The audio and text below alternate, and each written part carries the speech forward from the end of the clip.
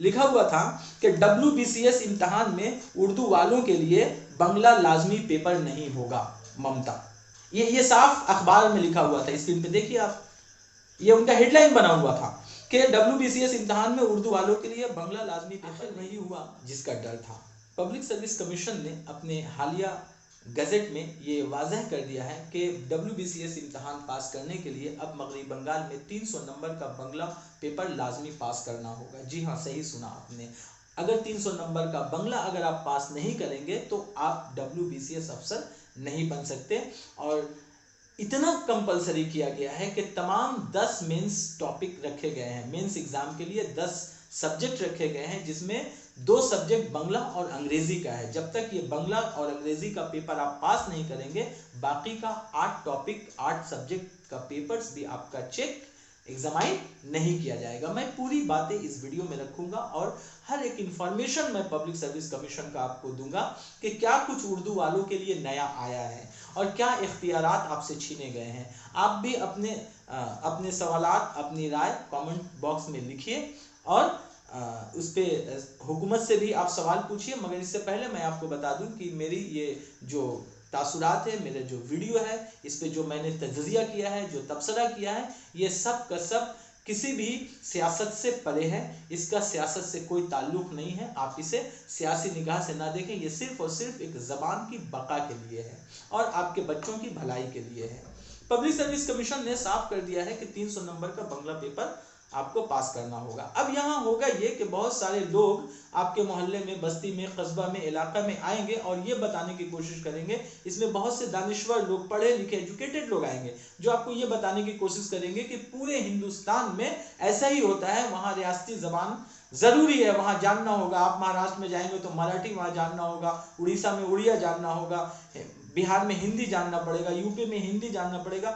मैं भी इस बात को मानता हूँ। वो लोग आपको आकर कन्विंस करेंगे, आपके लिए जल्द से जुलूस, मीटिंग्स और मजलिस लगाकर बहुत से एकेडमी वाले आएंगे, बहुत से अंजुमन वाले आएंगे, ये सारे लोग अभी आएंगे और आकर आपको ये कन्विंस करने की कोशिश करेंगे कि हुकूमत का ये फैसला सही है। क्यों सही है वो ये बताएंगे कि तमाम हिंदुस्तान के तमाम रियासतों में उनकी वहां की रियासती जबानों में इम्तहानात होते हैं। मैं भी इस बात को मानता हूं, मगर उन रियासतों में हुकूमत उन्हें, वहां के बच्चों को रियासती जबान वहां पढ़ने के लिए स्कूलों में मुहैया कराती है हुकूमत। बिहार में आप जाएंगे तो आपको हिंदी लाजमी दिया जाता है।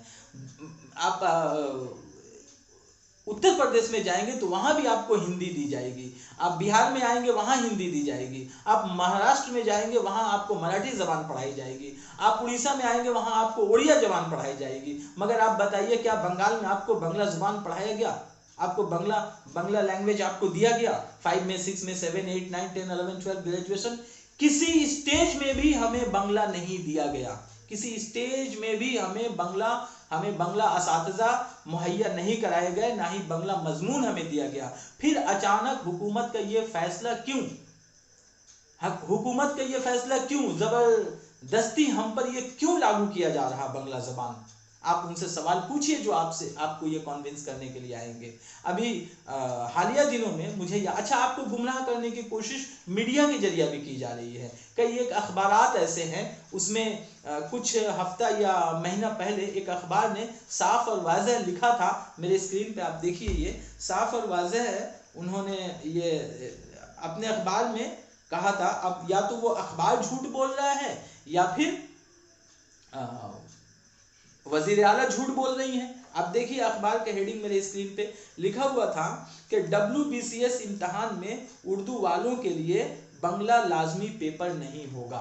ममता, ये साफ अखबार में लिखा हुआ था, स्क्रीन पे देखिए आप, ये उनका हेडलाइन बना हुआ था कि WBCS इम्तहान में उर्दू वालों के लिए बंगला लाजमी पेपर नहीं होगा। ऑल इंडिया मिली काउंसिल के वफद से मुलाकात में वजीर आला की यकीन दहानी। जी हाँ, यही हेडलाइन था। मगर अभी देखिए अंग्रेजी अखबार में सामने कि बांग्ला पेपर लाजमी करार दे दिया गया है। गजट में देखिए, गजट में भी साफ और वाज़ह लिख दिया गया है कि बांग्ला पेपर आपको पास करना पड़ेगा। या तो ये अखबार हमें गुमराह कर रहा है, या तो अखबार झूठ बोल रहा, हुकूमत को बचाने की कोशिश कर रहा, या फिर वजीर आला हमसे झूठ बोल रही है। जब फजलुर रहमान साहब उनसे मुलाकात करने गए थे तो उस मुलाकात में उन्होंने कहा था कि बंगला लाजमी नहीं होगा। इसका मतलब हमें गुमराह करने का कोशिश किया गया है। तो यहाँ कई बातें हैं, ये आपको सोचना पड़ेगा। मेरी राय में ठीक है, रियासती आप बंगला से बैर नहीं है, मैं भी इस बात को मानता हूं कि अगर मगरबी बंगाल में रहना है तो बंगला जबान में महारत हासिल करनी होगी, इस बात को मैं मानता हूं। मगर साहब पहले आप बंगला दीजिए तो सही हमें, पहले हमारे स्कूलों में असातिज़ा तो मुहैया कराइए, पहले हमारे स्कूलों में टीचर्स दीजिए, हमें पढ़ाइए, किताबें दीजिए, हमें वक्त दीजिए बंगला सीखने का, कम से कम 5 साल का। मेरे हिसाब से 5 साल कम से कम। जो बच्चे आज क्लास 5 में हैं, जब वो क्लास 10 को पहुंचे तो कम से कम 5 साल उनको बंगला पढ़ाया जाए। और इस दौरान जो लोग अभी इम्तहानात दे रहे हैं उन्हें भी 4 से 5 साल का मौका दिया जाए, उसके बाद इसे लागू किया जाए। पहले मैं बार बार ये कहते आया हूं कि पहले आप हमें दीजिए फिर हमसे मांगिए। ये कैसा खेल है, ये कैसी नाइंसाफी है कि हम सरकारी स्कूलों में पढ़ते हैं, सरकारी स्कूलों में अपने बच्चे को भेजते हैं और वो सरकार हमें बंगला पढ़ने नहीं देती है, मगर जब हम सरकारी मुलाजमत हासिल करने जाते हैं तो हमसे बंगला मांगा जा रहा है अचानक से। ये किसको फायदा पहुंचाने के लिए ये खेल खेला जा रहा है? ये सवाल आप कीजिए। और तमाम उर्दू तंजीमों से, एकेडमी से, दानिश्वरों से, जो उर्दू के शायर हैं, अदीब हैं, सभी लोगों से मैं गुजारिश कर रहा हूं कि संजीदगी से इस मामले में सोचिए, संजीदगी से गौर और फिक्र कीजिए कि क्या कुछ होना चाहिए। मैंने अपनी राय में बता दिया कि 5 साल तकरीबन मौका दिया जाए हमें, और 5 साल और हमारी स्कूलों में, उर्दू मीडियम स्कूलों में बंगला बहैसियत एक मजमून, आप एक सब्जेक्ट दीजिए, बंगला सब्जेक्ट पढ़ाया जाए, हमें असातिज़ा हमारे लिए फराहम किए जाए, तब जाकर बंगला को लाजमी करार दिया जाए। वरना ये उर्दू वालों के साथ और दिगर मीडियम वालों के साथ ये नाइंसाफी होगी।